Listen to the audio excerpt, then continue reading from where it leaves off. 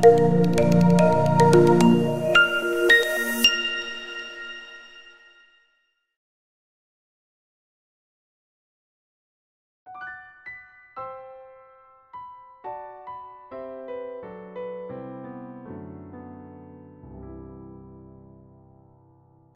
and welcome to another episode of Pitch Cafe podcast. It's a place where talent meets coffee. We started off with the Pitch Cafe show where investors from Silicon Valley were able to roast, toast, and boost youth entrepreneurs. But today's show, we have a very special guest who roasts, toasts, and boosts real entrepreneurs. And millions and billions of dollars are at stake, and this is the man in charge. He has not only been educated in elite schools and challenging schools from India, he hails from a small town. Almost in many ways, he is a role model for youth entrepreneurs. That is why we have him as a guest on our show. His name is Raju Reddy. He's legendary veteran Silicon Valley entrepreneur, investor, and philanthropist now. We will cover this whole journey, but today my focus is the Kakatiya Sandbox, a new innovation ecosystem for the new world, for fresh minds to rebuild and rethink society. Without further ado, let's bring on Raju Reddy from Silicon Valley.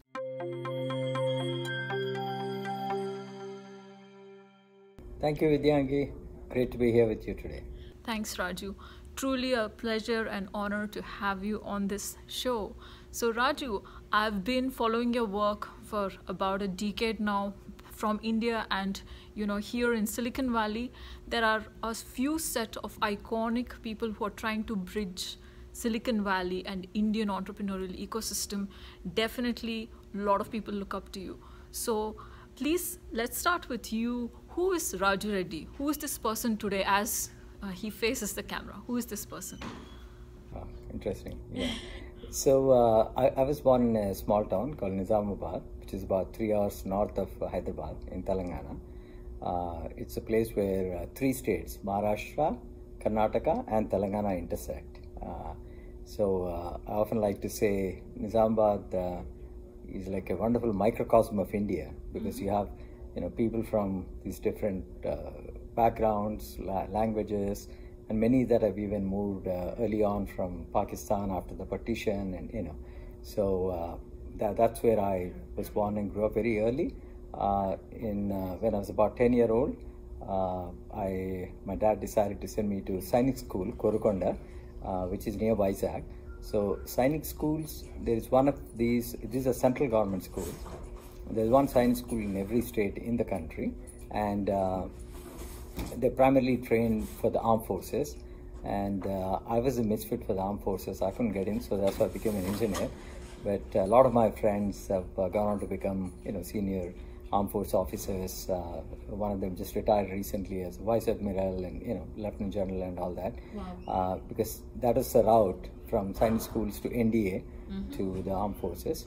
I think all the top 3 armed forces, leaders today come from Sainik school. Not necessarily my Sainik school, but from one of the Sainik schools. But anyway, after that I went to BITS Pilani. That's where I got my engineering degree, and then came to the US. Back in those days, right after college, there is most of the students from these top colleges used to go for the higher education. But one of the things I often talk about is I think the early years at science school, even though I wasn't quite cut out for the armed forces, was a very valuable sort of experience for my own, the person that I've become. Partly your question, because I often believe your values are built early on in life from your parents, from your family, immediate family, but also from your from the school, right? Especially this is a boarding school, and knowledge and wisdom come later in life. Yeah. And the values with which you grow up often are also reflected in the organizations that you lead. Can you give an example about one such instance you strongly felt it goes back to Sainik school? Gosh, yeah, I think it's sort of the emphasis of putting the team above self, or the emphasis on ethics and integrity. I think those are two specific sort of attributes. And I certainly believe that is important in my own journey as an entrepreneur, because the more I focused on making the people around me successful, right? I think the better the outcomes were for the company, and obviously personally for myself. And also out of my startups here, Atlantic, which is subsequently bought by Hitachi, a lot of them have gone on to become entrepreneurs and CEOs and other companies that so I think that comes from sort of the culture we had at Sierra Atlantic. And as I mentioned earlier, oftentimes the culture is in a company is also the reflection of sort of the value system of the founders, the leadership, right? And I was obviously fortunate to have some great people working with me, but I think together we are able to build some things, largely because of some of that sort of values with which we built the company. So you talked about the leaders' values translating into the organization. You built this amazing organization, Sierra Atlantic. You spent 18 and odd years there, and a great successful company, lauded in many news articles and made many facts. And you also talked about your journey in childhood in a small town which is very cosmopolitan, and here you are in Silicon Valley. You're now grooming founders to build organizations with value, and you are also in a cosmopolitan environment. So this has been your journey, and I know there's this word BITS. It's been there after your signing school, and I can't ignore BITS Pilani, one of the most iconic institutions the world is looking up to today. And they say they have an MIT culture. Can you please explain what was it like, the BITS in bridging this journey? Yeah. So BITS Pilani, it's it had a very unique sort of academic system, and I don't know what the facts are, but there was an article recently that talks about all the colleges out of India and the number of entrepreneurs. This is absolute number only they looked at, right? BITS was right up there, number 3, but that's only one campus really, right? This Pilani campus. Right. And so I think BITS has produced a disproportionate share of entrepreneurs, very high caliber entrepreneurs. Some of the leading companies, here in the US, like Akamai, Informatica, those are all BITSian founders, and there's several others that have, come through, Blue Gene Networks, and several others, that more recent ones. Okay. But I think Nimble Storage, I mean, the list goes on, and in India, it would be Swiggy, Big Basket, Redbus, and Grey Orange, and so when I sort of think about it, one of the things that was, I think, unique in BITS, class attendance was optional. Now it can be both good or bad, but oftentimes I think for students it gives them a chance to experiment and sort of discover themselves in a way, right? Right. So personally, as a angel investor, my best outcomes have been with young first-time entrepreneurs from BITS, and almost all of them are people who were doing things outside of the classroom. Yes. In Grey Orange case, they were building one of the first robots, humanoid robots out of India. They came here to Silicon Valley while they were in college, right? In fact, I sponsored them along with a bunch of other, friends. Did you really do that? Yeah, absolutely. Grey Orange, yeah. So while in second year, Samay Kohli and Akash Gupta, these are the two co-founders, they came here in second year of their college, in second year of Samay's college. I think Akash was 1 year junior. And, they finished 6th in that competition called Robo Games here, which is like the Olympics of robotics. And in the third year, or maybe the third and fourth year, they won the gold medal here. And, so this is so to me, when they came out and started a company, frankly, I don't know what they were going to do in robotics. I don't think they knew quite what the company has become. Certainly, they didn't know. And but I was betting on entrepreneurs, right? So that's, and I mean, Pixel is another company, the more recent one. This guy, young entrepreneur, Avais Ahmed, they're building these nano satellites for hyperspectral imaging. Lightspeed and others funded. They're still a little bit earlier stage compared to Grey Orange. But, Avais, while in college, when Elon Musk had the Hyperloop competition, there was only one college from India that made the cut the very first year. And Avais was one of the project leads in that, right? Wow. And he came here and he started the company in 2019, and he's a graduate, 2019 graduate. So he started Grey Orange. No, this is Pixel, the other company. The other company. Grey Orange started right after college. This is about 8 years ago. Grey Orange is a much larger company now, and so much further along, and hopefully at a point, not too far from being a public company. But yeah. Right, amazing. So this is probably one of the highlights of this podcast. You got them here when they were in college, all the way. I didn't get them. They chose to come here. I only sponsored, and they were working out of my garage, and you were kind enough to enable. I was fortunate to run into these young people, but yes. There's a big message there. What can students do outside the curriculum? Yeah. Let their minds free, and BITS is an environment which provides that. I think so. I think it really does, and so. And the story goes on. There's several like that, and also class attendance was optional for sure, but also you pick your classes. I mean, it's almost like in the US, right? Yeah, at least when I went there, it was all unassigned system. After second year, third year, that's when you pick your degree, and that kind of a thing. And there's also 6 months of your college 4-year program that you spend in the industry, right? Many of them go out, work at some of the larger companies like Google or Cisco or wherever as part of that 6-month internship. But some of these entrepreneurs who are starting companies while on campus, they are actually they're allowed to do their own company for the 6 months. Wow. Yeah. So I think a little bit of that flexibility and at a young age, because it allows you to sort of explore, discover yourself. I think it's healthy by and large. Now, my time, I ended up playing bridge and skipped all my classes, dropped my grades.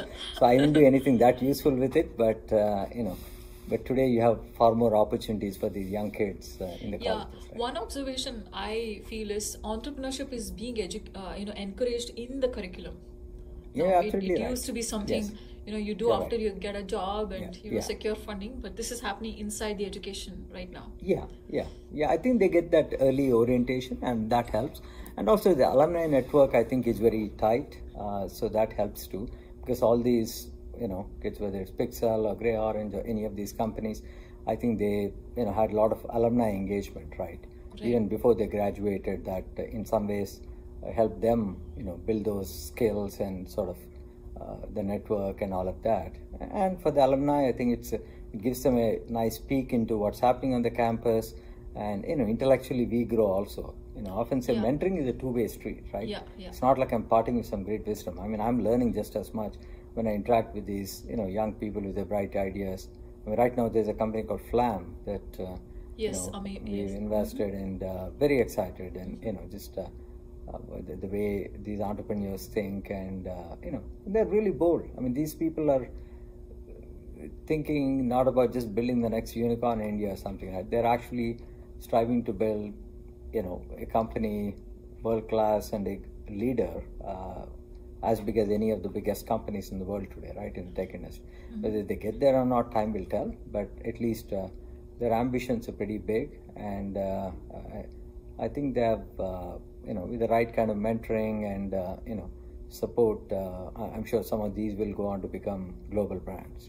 Right. So 10 years ago, you saw this trend, and you built this bridge. Is it called the $1 Billion Babies, or? Oh, okay. Yeah, that's a subsequent program that Vivi and I and a few from TiE got involved, started that. That's right.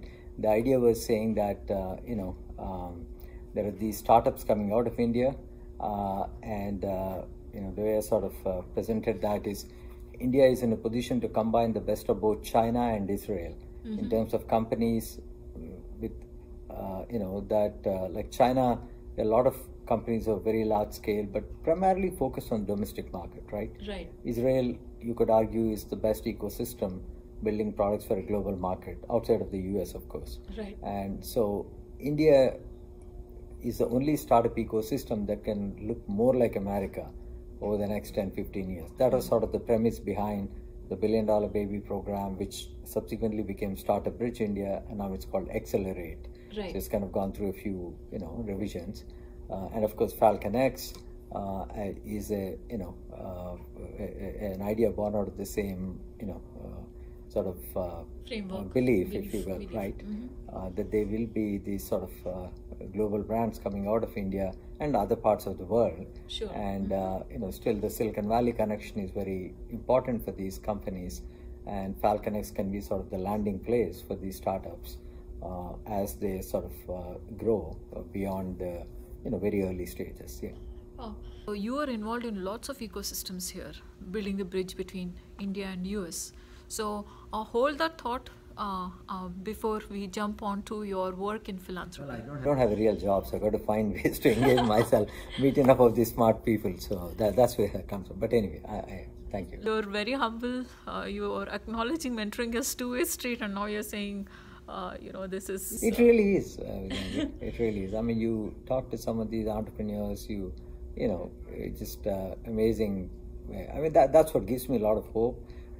In the context of India, especially, because these are all entrepreneurs coming out of, mostly middle-class families, and some from small towns, not necessarily the big cities or something, right? Yeah. And I think that's needed if India is to sort of become a global power someday, a global economic power. Yeah. Moving the wealth from the topmost tier to the slightly lower tiers, empowering the bottom tiers to move up. So this is a very big shift. It's not only a shift in thinking, but a shift in the economic gears of the country. So great. So Raju, what an amazing journey you've had, and the kind of exposure you bring into the youth entrepreneurs, the belief you have in them. I just want to ask, what are the current ecosystems you're a part of where you are enabling founders? As an investor or a mentor, do you wish to share something with aspiring founders on the show today? Sure, I'm happy to do that. Yeah. So one, within BITS Pilani, we started this in the alumni network, a program called BITS Spark. The vision for that was to make BITS one of the top 3 for entrepreneurship in Asia. This we started about 7 years ago. And Grey Orange was the very first company that we funded. And the idea was, MIT did a study on the collective enterprise value of all the startups that came out of MIT. This is about 8 years ago. And they said at that time it was about $2 trillion, right? Which, would be one of the top 5 economies in the world at that time, if MIT were a country, right? And then our point was, hey, if India is going to be one of the top 3 economies in the world at some point, 10 or 15 years out, then some university from India can make a similar impact. So why not BITS Pilani, being India's #1 private university for science and engineering? That was kind of the genesis of the idea for BITS Spark. So since the question was about ecosystem, that's how, and then we did a study of all the different alumni networks, what kind of, startup initiatives they had. And we decided to essentially focus on angel seed stage investments and active mentoring. Because there's a lack of seed stage capital, especially back then in India. And we went on to fund about, I think, 15 to 20 companies. Several companies came through that, like Grey Orange being the first one, then Postman actually came through that, even though it got funded by Nexus, and Quizzes and others. I would say today, if BITS Spark were a fund, it would be in the top 5% of the funds in the world, right? So that's one ecosystem. I'm not as actively engaged with it now. Because it's sort of set up as a program. It started when I was sort of running the global alumni organization, BITSA, and the others who are running that, and so it's got its own momentum, and but I still participate in looking at some deals and fund some of them from time to time. And of course, make myself available to some of the entrepreneurs for mentoring, and all of that. But the more recent initiative, which I've been very active with, along with my own mentor, Kanwal Rekhi, who's very well known in the Valley, and a dear friend, B.V. Jagdish, who I worked with closely, both in in the startup world, but also in the field of philanthropy, right? So the three of us, along with Rajan Rekhi Gill and Inventors Capital, we formed what's called Silicon Valley Quad. Silicon Valley Quad. Yeah, and essentially we make seed stage investments of roughly about $3 million in a startup, and these are all sort of the first capital that comes into the company. These are all prize rounds, and this is all Kanwal's idea, and just given my sort of experience working with Kanwal, I can't think of a person that's sharper than Kanwal in making these sort of investment decisions, and more importantly, working with the entrepreneurs to help them build great companies, right? So for me, it's a fantastic opportunity to work alongside him, and of course BV and Manu and others. So we've done 8 actually we've given 8 term sheets. We've done 6 of those investments already, and the other 2 should be completed by the end of the year. So the idea is we do roughly about 8 of those every year. And so there's a syndicate of investors who are co-investing with us. So all the capital is not us. Some of the capital comes from us, and so it's been fun. It's been a great exercise, and working with Kanwal and BV and others so closely. But at the end of the day, it's the entrepreneurs that I think that's where the most joy is, right? And for all of us, if we can, which we believe we will, take some of these companies into truly global brands in the future. I mean, that's very exciting, and each of us have a track record of doing some. I mean, Kanwal and we have done a lot more than I've done, but and I'm learning, and together I think this is a pretty exciting time. Yeah, there's another trait which all 3 of you have, that is you're extremely passionate about entrepreneurs and entrepreneurship. Whenever anybody talks to you, that's the first thing which comes across, and it's coming across right now in this interview. So I wish you all the very best with SVQuad, and all you founders listening here, please listen to the answer to the next question very carefully.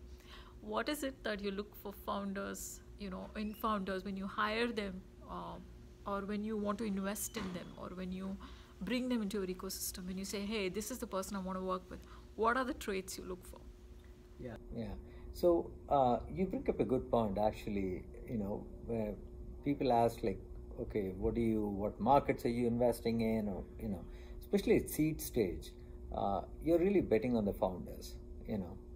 I'm not smart enough to know the tech, how it will evolve, and, I have a general sense of, okay, which markets might grow over time and that sort of a thing. And so the founders that really can sort of excite us in some ways with their vision.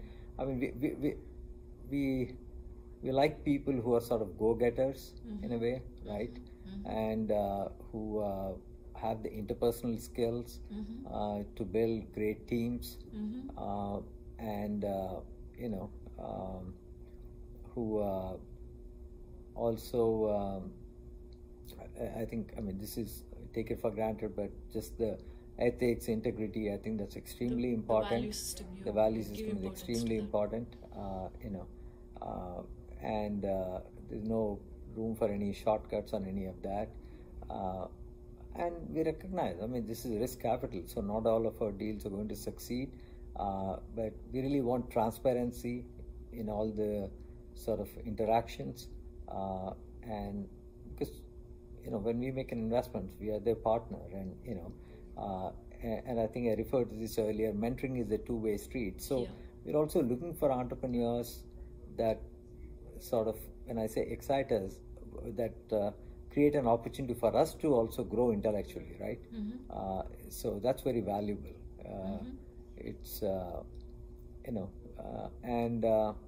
yeah, and I think this particular group, the SVQ, Silicon Valley Quad, we are also interested in opportunities where, so to say, we are, looking to swing for the fences. We are not just looking for a, baseball terminology, a single or a double, right? We're looking for a home run or a grand slam, better still, right? So we are okay taking those early bets. We are not afraid of that, right? Right. And before, there is big revenue evidence or any of that, we don't need it, all of that, right? But we need to have, the skills, sort of the characteristics of a founder that I talked about. Yeah. Right. So I think this is amazing, the way the analogy you gave of baseball. Yeah.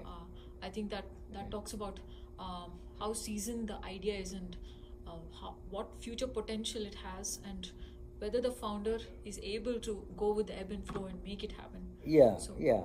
And we are not looking for things that are incremental in nature, right? Like a 10x or exponential.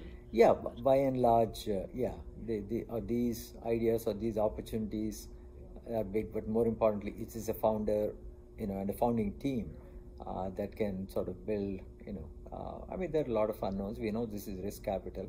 Right. We know many of these won't pan out. But, if 1 out of 4 of them succeed big, then, we'll have accomplished our goal. Yeah. Amazing. Yeah. So, I think founders know how to get Raju Reddy to invest in them, come up with a world-changing idea with grand scale, and show a lot of ethics and promise, and you have Raju Reddy. So, anyway, talking about life-changing or changing the world, I want to move on to your work in philanthropy. I know you've been very successful in the capitalistic world, but now in the giving back world, you started already using the BITS alumni platform. You're kind of moving there. But tell us about your association with Deshpande Foundation, and I'm super excited to ask you about Kakatiya Sandbox. What is a sandbox? So all these... Fantastic. That's actually my number one priority these days. As much as I love all the entrepreneur work that I'm doing these days, that's where sort of a lot of my mind share is. And I've been just super fortunate to have people like Kanwal and Desh as mentors. So you may be familiar with the work Desh and his team have been doing in Hubli, in Karnataka. Started about 14 years ago. It's called the Hubli Sandbox. So about 10, 11 years ago now, when Hitachi bought my company, I had two resources that I didn't have before, which is time and capital. I mean, there's never enough of either, but at the time I was thinking of doing some things on a larger scale in philanthropy. I looked at different ideas and I went out to Hubli. I was very, what should I say? I came back with a strong conviction that is the best use of my, time and capital. Why did you feel make that a big way? difference. Yeah, so I could have taken any one particular thing, health or education, gone deep into that. So why? Largely because, by the way, this is all relating to India, right? Yeah. One, it's all about creating better economic opportunities in rural India. Right. That's one. And second, it had a lot of elements around entrepreneurship. In some ways, applying an entrepreneurial mindset to addressing social challenges. Right. And Desh, as a leader, I mean, he's got a fantastic history in the tech startup world. But it's some of the same principles. You're, building an organization, whether it's philanthropy or, tech startups or a large company, it doesn't matter, right? And it's all about your ability to attract and nurture great talent. Right. Not just attract, but also nurture great talent. And, so I think it's those elements that I saw in Sandbox in Hubli. And so personally for me, I grew up in a small town, Nizamabad, and so I thought anything I do in that area personally would be, of course, very satisfying. But I was open to doing it around Pilani or near my science school area. But finally, I ended up in Nizamabad because I came to the conclusion my chances of success there are much higher because I'm more connected with that area. And then, perhaps even more important than that, I found a phenomenal partner in Faninder Sama, who's the co-founder of Redbus. And Funny and I worked closely together, when he was building Redbus. So I knew him, and he had just exited Redbus at the time, and he decided to join as my partner in Kakatiya Sandbox. So the idea behind Sandbox is you pick a close-knit geography, roughly 10 million people. So everything you do is in that area. And it's all about improving economic opportunities, right? So at a high level, there are three main tenets of that. This is how sort of I think about it. Desh may describe it slightly different, but one, it is a bottom-up form of socio-economic development. Bottom-up form of socio-economic development. Yeah, meaning unless the local people are an active part of the solution, these changes are not sustainable, right? Yes. So a lot of our work involves engaging the local people, mostly young people in their late 20s, early 30s, working with them and, for whatever programs we implement in that area. Second, it's bringing an entrepreneurial mindset to addressing social challenges. Right. Meaning, it's not pure charity, but how do you, my dollars that I put in there, of course, all philanthropic dollars, charity dollars, but how do you, as Desh likes to put it, if you combine the compassion of the non-profit world with the execution excellence of the for-profit world, right? Then you get outstanding results. And so oftentimes, when people say non-profits, they automatically assume they must be doing great work and all of that. The intentions may be good, but by some measure, 80 to 90% of the non-profits in India are, either downright corrupt or just don't have the right governance, right? Or, they become very personality dependent. So, right. And there's not enough, the for-profit world is very Darwinian. If you don't deliver value to your customers, you don't survive. In the non-profit world, that's not the case. You can keep a non-profit around and, because the people that give you money, the donors, they're not the direct beneficiaries, right? Yeah. Beneficiaries are different. So how do you build that accountability, the execution excellence of the for-profit So world? you're creating a mid-world between the non-profit and goodwill and all that, and here it is profit and Darwinianism. Yeah. So it's this is Darwinianism for social good.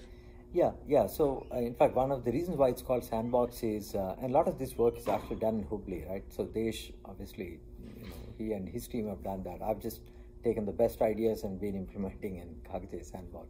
But initially, they funded about 60 or 70 different ideas, out of which only maybe half a dozen of them actually scaled and they continue to support. So, there was that experimentation, right? Wow. Yeah. And the third thing about the Sandbox is scale. In a country of 1 billion people, there's a lot of wonderful work being done, one village here and there, and that's good. India needs that. But unless you touch a large population, you're not going to make a meaningful difference. Exactly. Right? Exactly. So the idea is if you have 20 such ecosystems, that's 200 million people, that's 25% of India's rural India, right? Of rural India. So that's entrepreneurial thinking. Yeah. Wow. Yeah. So, you said this bottom up. I had a question at that point. When you say bottom up, can you also use the word community? Because community-driven platforms, community-driven entrepreneurial models are thriving. Yeah. And I think in Kakatiya Sandbox, Deshpande Foundation, you saw this decades ahead of time. Can you say that this is all community-driven? Yeah. You have to build a lot of ownership at the local level. From that standpoint, it is. But you still need a structure and, all of that, right? For these programs to run. Yeah, so can you, so are they social entrepreneurial ventures, all of these, or some of them do come out as tech startups? Yeah. So today in the Sandbox, there are four broad areas. One is, because everything we do is about improving income level in rural areas, right? So, and agriculture is the most important driver of that in rural India, right? About 45, however, 45% of India's workforce is in agriculture today, but producing less than 15% of GDP, right? And you could say 70% of India's population depends on agricultural income. Right. The workforce 45%, but population-wise, but 70% of India depends on that, right? So, I mean, that's a huge inefficiency out there, right? You can't have such a large population producing only, less than 15% of GDP. Yeah. And so a lot of our programs are around improving agri productivity.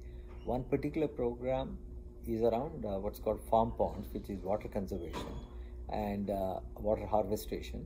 And because water is the single most important determining factor for agri productivity. Right. Access to water, but also reliably, right, throughout the year. Right. So this is a program that we have built in this thing in the agri things, and we are working with over 1 lakh cotton farmers today in Telangana alone, with cotton farmers. And because a lot of the farmer suicides that you heard about, yes, majority of them, I mean, they're all across India, but majority of them were in Vidarbha and some parts of Telangana, mostly with the cotton farmers, right? And yeah, it requires a lot of water, cotton as a crop. No, cotton doesn't, but it's also very pest driven and all of that. So, and that's where excessive use of pesticides and just, that's been a big problem actually for a lot of these people. But so the program that we have around organic farm techniques, and so on an average, they more than double their income, using those programs. And so agri is one part of it, and second is around skilling. There are several college graduates but don't have jobs, and now ironically when you go to these small towns like Nizamabad, which is roughly about 6 lakh population, the single biggest issue when you talk to the local businesses that they have is access to good manpower. And that's crazy because we have so many unemployed youth, and there are these local businesses right in a small town like that, and I don't think it's unique to Nizamabad. It's a story for all across India. And so where is the mismatch? Why does that happen? Right. So a lot of the skilling, we found that just with it's a 4 to 5 month residential program, they're able to get almost 90% placement for these kids. Yeah. Fantastic. Yeah. And now we are expanding that, because residential we can do maybe 5-10,000 per year, but we can get to 100 or 500,000 a year, right? Which is what we need to scale. Right. So now we're expanding it to the colleges, and there's a program called Skill in a Village and all that. Fantastic. So that's the second one. First agri, second skilling. The third is around micro entrepreneurs. These are, most of them are women entrepreneurs. They could be small, like a dairy, service, or it could be tailoring, or any number of the small scale businesses.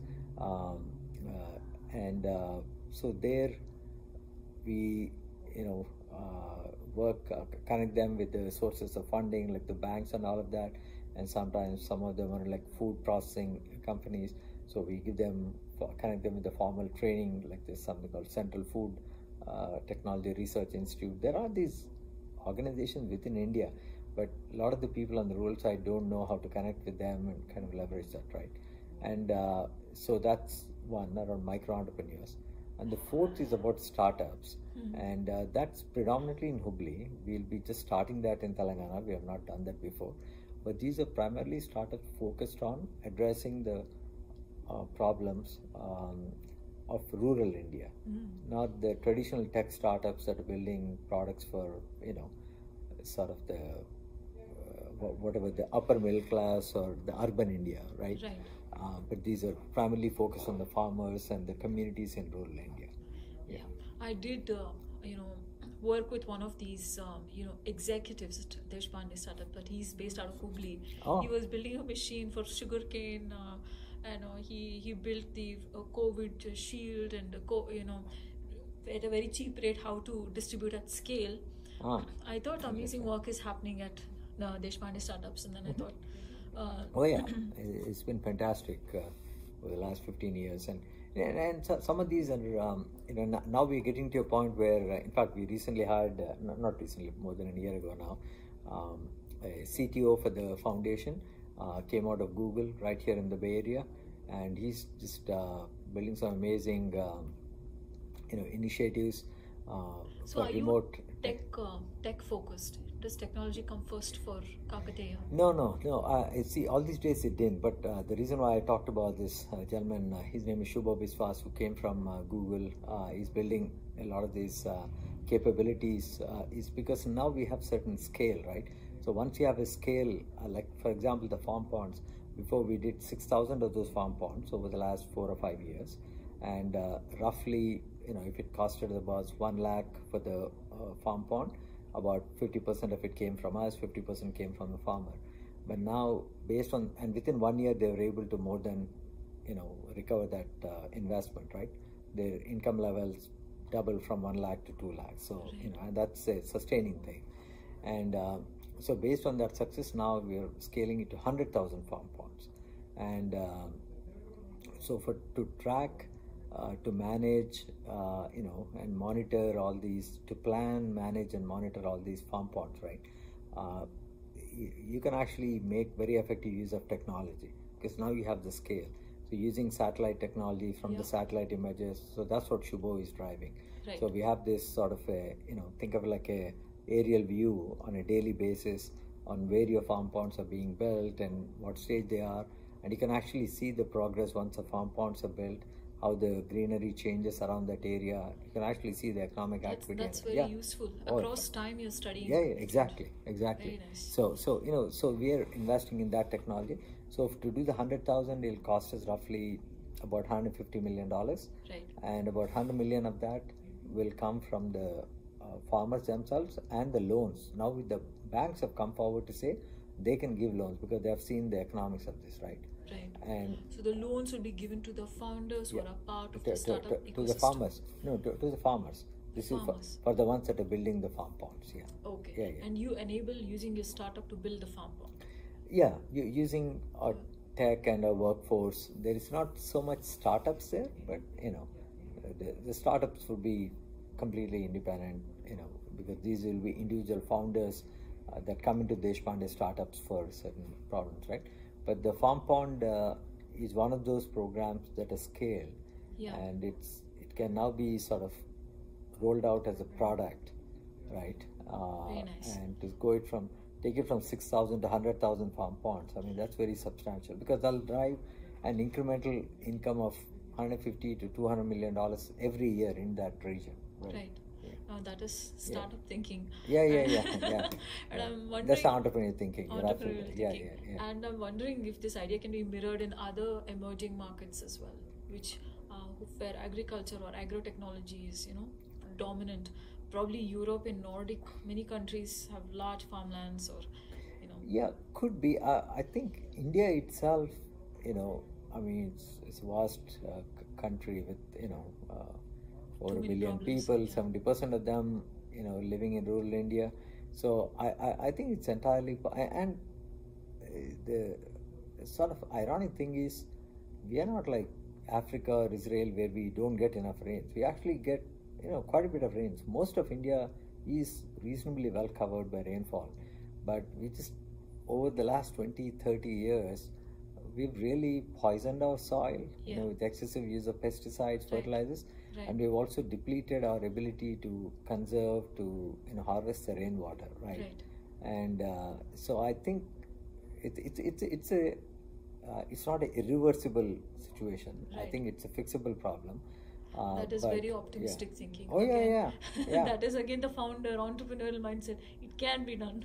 We've seen we've seen some evidence of that, right? That's where we ran some experiments. So farm ponds is one of those things that sort of we feel can actually scale, and we've seen the evidence over the last 4 or 5 years.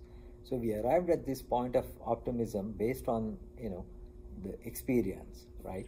And obviously, like any startup, I suppose, we had a certain hypothesis of what's possible, and then we ran those experiments. Except in a sandbox environment, it's a lot more challenging than building a startup. That's what I think too. I think so too. With this, I don't know, non-profit mindset and social good is just too, I would say, open-ended. It's very, a lot of things are very open-ended. Yeah, and also there are different stakeholders, especially in rural areas, right? Yeah. The reality is, over last 30, 40 years, different people have gone there and promised all kinds of things, and, there haven't been adequate outcomes, and it's gotten much worse, right? The kind of economic opportunities in rural areas has dwindled significantly over the last 3 or 4 decades. And my view is, unless you create better economic opportunities in rural India, you can't address the urban India challenges. Because you can't solve the problem by people migrating to urban centers. Exactly.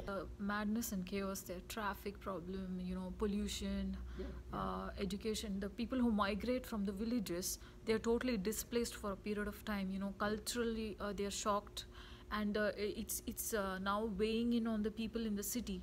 When there is a flood or when there is some sort of storm or settings like this, we need immediate deployment of resources, or a pandemic like vaccination. It's all lashed back. Villages didn't do well, and the cities are now totally burned out. So certainly a great, very, very impactful initiative, Kakatiya Sandbox. So how can the youth entrepreneurs join this? What are a few ways for them to partner with Kakatiya or be a part of your ecosystem? Yeah. So we just hired a new CEO for our Kakatiya Sandbox, young man by name Manish Jaiswal. I'm very excited. In fact, just last night, I had a call with about 120 of my employees that are out in the field, introducing him. And so he's a REC Trichy graduate, and worked in the government for a few years.